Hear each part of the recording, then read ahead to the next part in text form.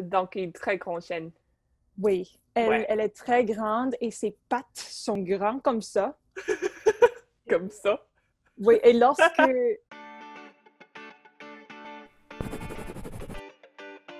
Je vais recommencer l'enregistrement. Voilà, je le vois. Puis, j'ai un backup aussi sur mon portable pour l'audio parce que j'ai toujours des problèmes avec ça. Oh, Donc, parfait. on y va. Oh, tu t'as pas présenté et moi non plus. Donc, Ah, si tu veux commencer. OK.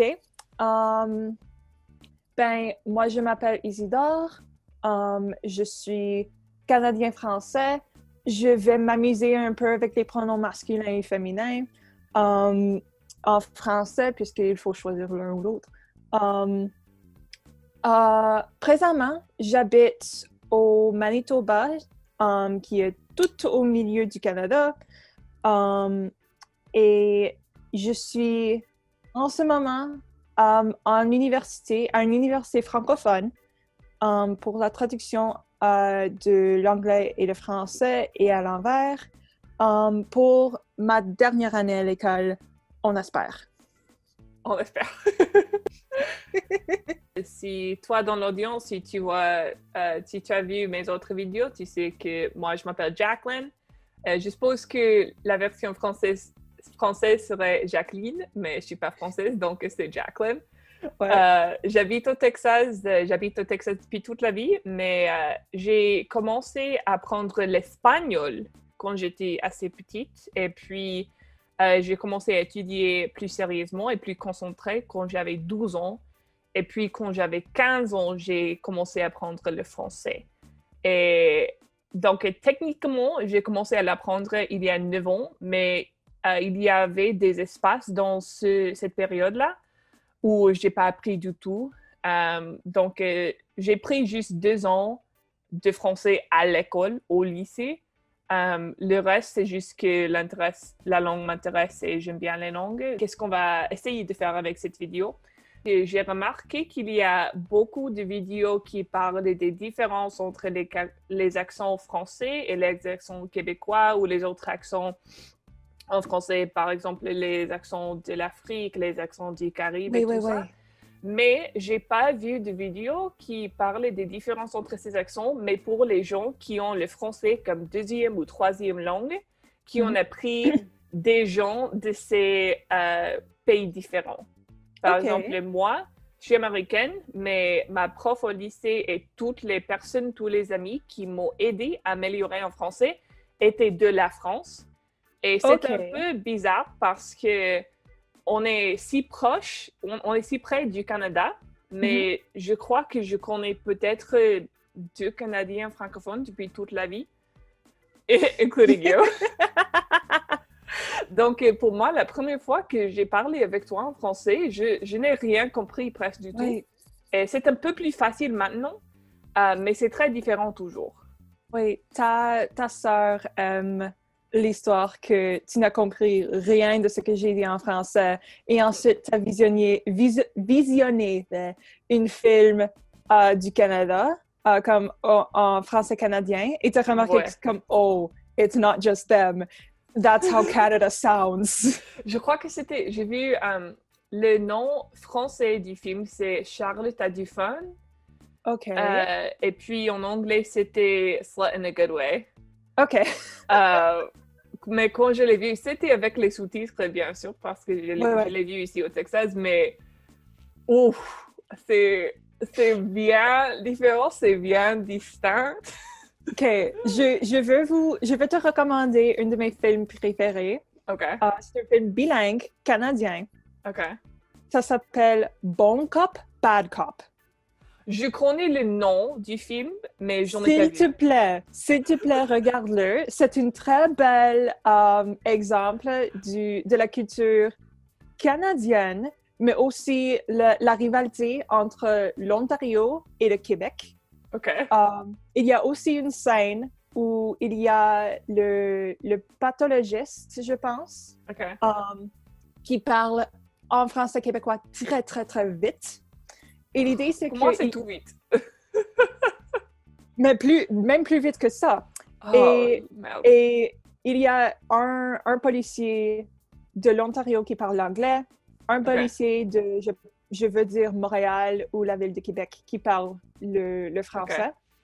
Et après, lorsqu'il quitte, le gars anglais dit comme « Je n'ai compris que la moitié de ce qu'il a dit. » Et le francophone dit « Moi non plus, mais si on a compris des différentes moitiés, ça va. »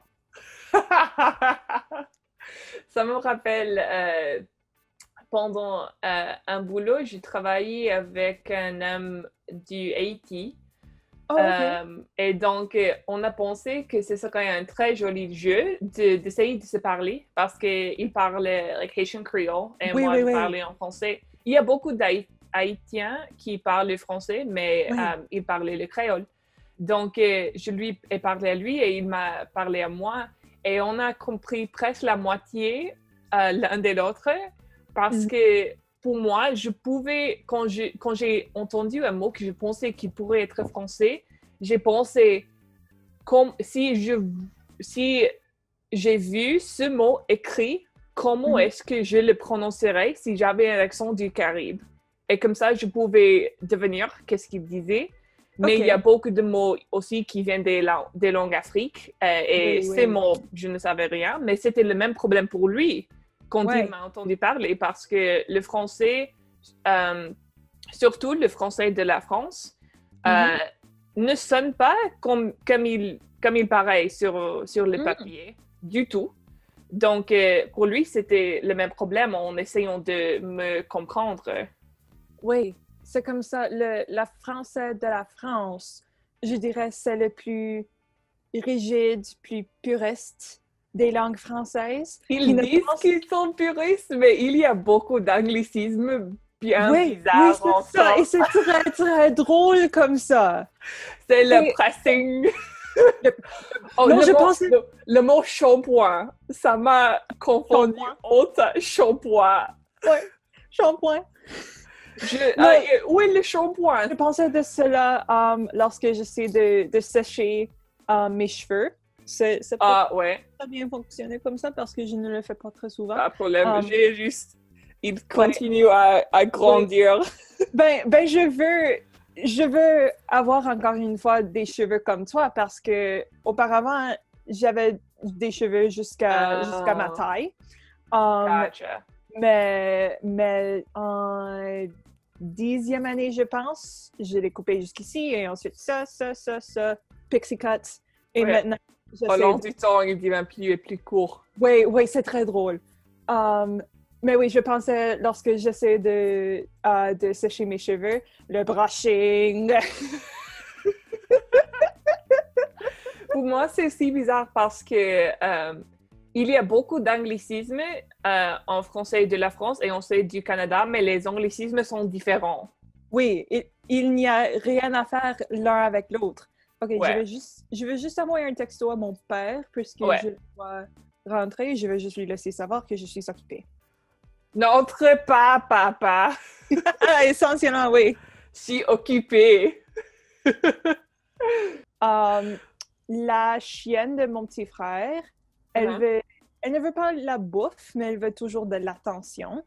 Ah, ouais. Et elle est une grande chienne, comme elle est de, je pense, 8 mois environ maintenant. Je pense un peu plus âgée. Okay. Mais, oh non, 10 mois maintenant. 10. Okay. Mais elle est en partie boxer, en partie German Shepherd. Donc, une très grande chienne. Oui, elle est très grande et ses pattes sont grandes comme ça. Comme ça? Oui, et lorsqu'elle veut de l'attention, elle a appris comment ouvrir la porte. Oh non! Puisque nos portes ont le poignard qui est comme ça, c'est comme un bar. pour ouvrir la porte, oui. Et elle a appris que si elle batte sa patte par là, elle est assez grande pour qu'elle peut ensuite pousser à la porte et ça ouvre pour elle. Ouais, oui. Ben, les poignards dans mon appartement sont comme les petites boules. Puis, Tammy est super petite, donc c'est pas un problème, mais elle peut quand elle crie, on peut l'entendre par tout l'appartement. Parce que Oui. les appartements ici, c'est un appartement qui ne coûte pas cher du tout, mais les murs sont comme minces comme ça, ça, comme ouais. des feuilles de papier. Ouais. Et il y a toujours, j'entends le grand camion maintenant qui prend toute la poubelle de l'appartement, mais chaque fois quand il vient ou chaque fois qu'il y a de la construction, on peut tout entendre, les chiens, les enfants des voisins. Ouais.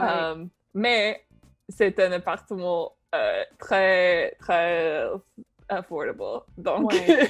C'est ça une des choses très fun avec la langue française, c'est qu'il y a, comme avec chaque langue, il y a des mots qui existent en anglais qui n'existent pas en français. Ouais. Par exemple, on ne peut pas dire shallow.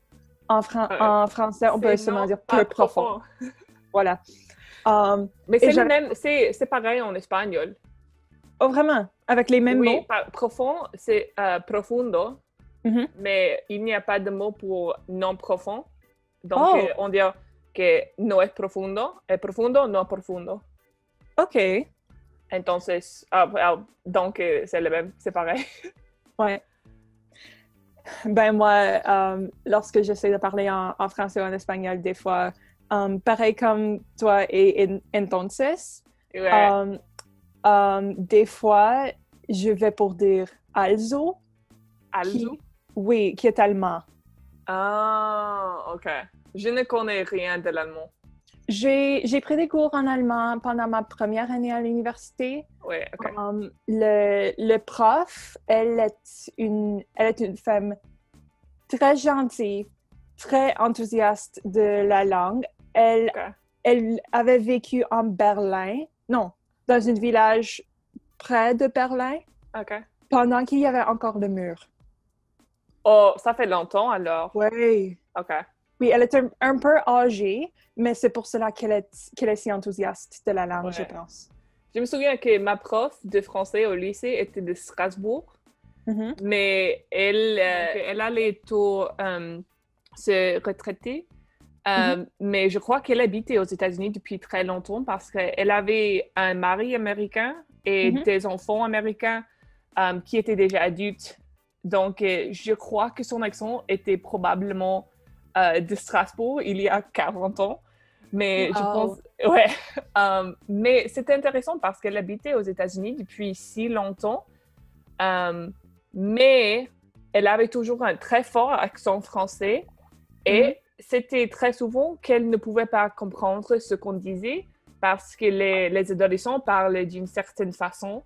Et on a toujours cet argot des adolescents américains, mais je crois qu'elle ne pouvait jamais keep up with le langage des adolescents. Et puis, c'était très souvent qu'elle ne nous a compris pas.